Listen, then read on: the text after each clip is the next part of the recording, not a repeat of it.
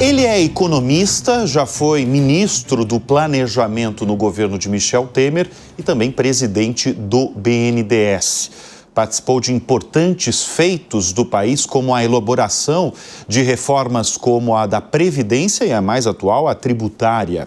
Hoje é o presidente da CNSEG, a Confederação Nacional das Seguradoras, que envolve desde um seguro de carro até a previdência privada. Nós vamos conversar neste programa com Diogo Oliveira. Diogo, obrigado pela presença aqui no nosso estúdio. Eu queria que você abrisse a sua participação no programa falando qual que é o tamanho da área de seguros e de seguradoras no Brasil.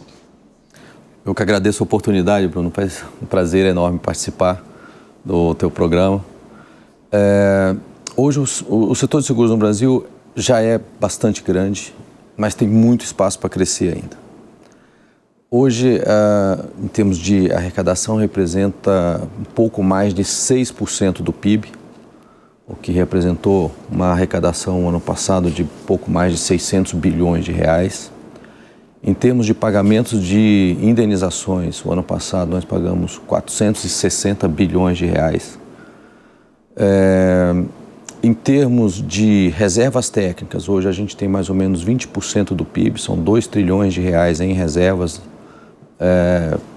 técnicas, reservas financeiras das seguradoras. Essas reservas hoje, elas financiam aproximadamente 25% da dívida pública brasileira.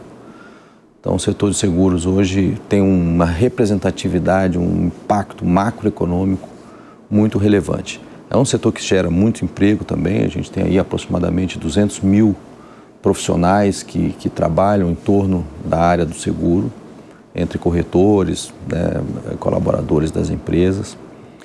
E é um setor que gera muito tributo também. A gente pagou mais ou menos 60 bilhões de reais no ano passado em tributos no país. Então, é uma grande magnitude. Mas, se você olhar comparações internacionais, você vai ver que os países desenvolvidos têm mais ou menos o dobro, tem mais ou menos 12% do PIB em seguros. Estados Unidos, por exemplo? Estados Unidos, por exemplo, é até um pouco mais. Estados Unidos acho que tem 15% de PIB, né? E em termos de reserva tem 80% do PIB em reservas na seguradora. Então, o Brasil tem um grande espaço para crescer. Em termos de coberturas individuais, quando a gente olha por produtos, assim, por exemplo, você falou do seguro de automóvel, por exemplo, apenas 30% dos automóveis no Brasil tem seguro. 30%. É isso que eu ia perguntar para você. Hoje 30%. Tem seguro de tudo no Brasil? Hoje, o Brasil é, sem sombra de dúvida, um dos países com o mercado de seguro mais sofisticado no mundo. O Brasil é dos poucos países que tem uma indústria de seguros própria, nacional, de capital nacional, e tem a participação grande das maiores seguradoras estrangeiras aqui no Brasil. Todas as maiores do mundo estão no Brasil. E tem um mercado de resseguro próprio também. E elas estão felizes de estarem aqui? Estão felizes. A gente tem crescido muito nos últimos anos. O ano passado a gente cresceu 12%. Nossa projeção para esse ano também é 11% de crescimento. Então, assim, o mercado tem crescido, né? Apesar desse gap de proteção que a gente chama, que é essa falta de cobertura. Você vê, esse acidente que aconteceu do Rio Grande do Sul, o mercado estima uma perda econômica total de mais ou menos 100 bilhões no Rio Grande do Sul. O setor de seguros vai ter um pagamento de indenização lá em torno de 6 bilhões, pouco mais de 6 bilhões, né? Nós temos acompanhado esses dados e divulgado. Tivemos mais ou menos 50 mil indenizações no Rio Grande do Sul, que somam 6 bilhões. Ou isso, seja, seguro variado aí, né? E aí todas as categorias de seguros. As empresas. Isso, seguros empresariais, seguros residenciais, seguro de automóvel, todos os tipos de seguro. Então, da perda total, apenas 6% estava segurado. Tá. Essa é a grande, digamos, dificuldade verdade, e a grande oportunidade do mercado. E esse é um exemplo literal mesmo, né? Por exemplo, uma tragédia como a do Rio Grande do Sul, então tinham 6% apenas segurados, né? A média internacional é em torno de 35%. Tá. Alguns países têm uma tradição maior de seguros. Por exemplo, quando teve o Katrina nos Estados Unidos, que foi um grande desastre também, mais ou menos 85% da perda estava assegurada. Porque basicamente, né, o impacto é muito nas residências e nos Estados Unidos as residências têm um índice de seguro muito alto. No Brasil a gente tem aproximadamente 15% apenas das residências tem seguro residencial. Então assim, temos aí 85% ainda das casas. E são seguros baratos, são seguros muito baratos. O seguro residencial é um seguro muito barato, uma casa aí de classe média aqui em São Paulo vai pagar mais ou menos R$800 por ano de seguro residencial. E ainda vem lá com, né, vários benefícios e tal. Então assim, essa área dos seguros tradicionais que a gente chama, né, tem crescido muito nos últimos anos. O seguro de automóvel tem crescido bastante. Os seguros garantia, né, você tem hoje seguros para ações judiciais, para ações trabalhistas. Antigamente o empresário tinha que fazer o depósito judicial, né? Tinha que pegar, tirar o dinheiro do caixa, botar lá no juiz e tal.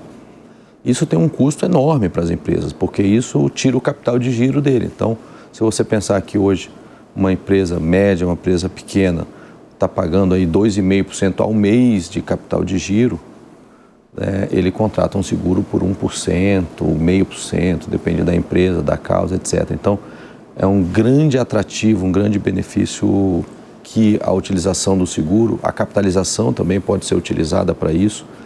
Então, assim, o setor tem oferecido soluções, né, para o mercado nos mais diferentes níveis. E é muito curioso, a gente estava falando outro dia, como o seguro está permeando o dia a dia das pessoas e da economia e as pessoas nem percebem, né? Mas praticamente existe seguro para tudo. Foi isso que eu perguntei, né? Tem seguro para tudo? Você tem Posso segurar esse estúdio que a gente está gravando esse programa? Dá para segurar? Tem seguro para isso, tem seguro para os equipamentos, tem seguro para dano elétrico, por exemplo, tem seguro... Quais são os seguros que boa parte da população nem sabe que existe? Olha, tem as coisas mais sofisticadas, mas eu gosto de mencionar alguns que eu acho que são muito relevantes e que as pessoas ainda não estão tão atentas. Por exemplo, risco cibernético hoje, né, a maioria das empresas está submetida a risco cibernético. E é um seguro que é disponível no mercado brasileiro. Né, está falando, por exemplo, se eu sofrer algum ataque virtual, ataque virtual né, nos computadores da empresa, roubar dados, não sei o quê. Ou até mesmo um banco, para né? isso, Principalmente, banco, etc. Né? Você tem o seguro. Tem seguro para isso. Tem um que é curioso até, mas né, as mulheres podem usar, que é o seguro para bolsa.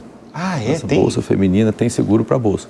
Que cobre não só o valor da bolsa, que aliás às vezes tem umas bolsas caras por aí, viu? Muito, opa! Se a gente entrar no setor de luxo, tem bolsa caríssima. Tem bolsas que precisam de seguro mesmo.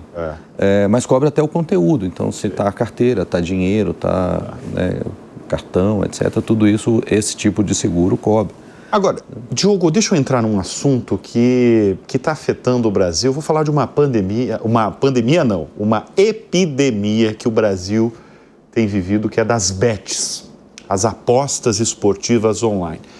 Ela, de alguma forma, já afeta o faturamento dos seguros? Bruno, a gente ainda não consegue detectar isso, assim, muito precisamente, mas nós temos acompanhado os dados que têm sido divulgados, assim, impressionante. Esse último relatório do Banco Central fala em 20 bilhões por mês em bets. Né? Então, se você pensar que isso representa 240 bilhões de reais por ano, é um volume, né, representativo até em termos de PIB, né? Sim. E eu conversando mesmo com executivos, por exemplo, principalmente do setor de varejo, eles falam com muita preocupação aí sobre as bets, porque vai afetar e está afetando o faturamento de muitas empresas de varejo. Principalmente nas populações de menor renda, né, essa opção entre o consumo e as bets é mais presente, né? E outra questão, assim, há uma certa confusão das pessoas de que isso é uma forma de investimento. E esse é que eu acho que é o grande problema desse mercado.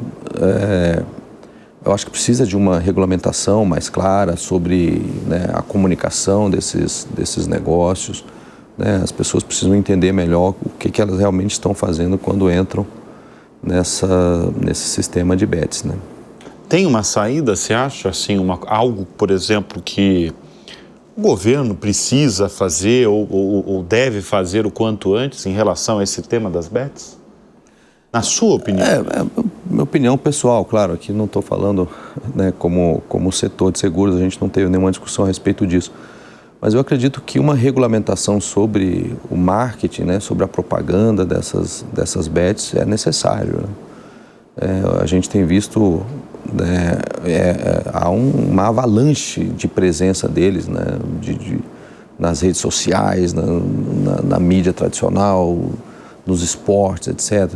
Isso vai criando digamos assim, uma imagem que né, as pessoas acabam sendo compelidas a participar desses produtos. Agora, o número assusta, né? 20 bilhões de reais por mês. É muito forte. É um número assustador. É muito forte. Tem outro dado também dos 3 bilhões do Bolsa Família também indo. Também é um número assustador, né? Porque aí a gente está falando da população mais vulnerável do país, né? Então, essa população mais vulnerável, colocando aí, se não me engano, o Bolsa Família desembolsa 14 bilhões por mês.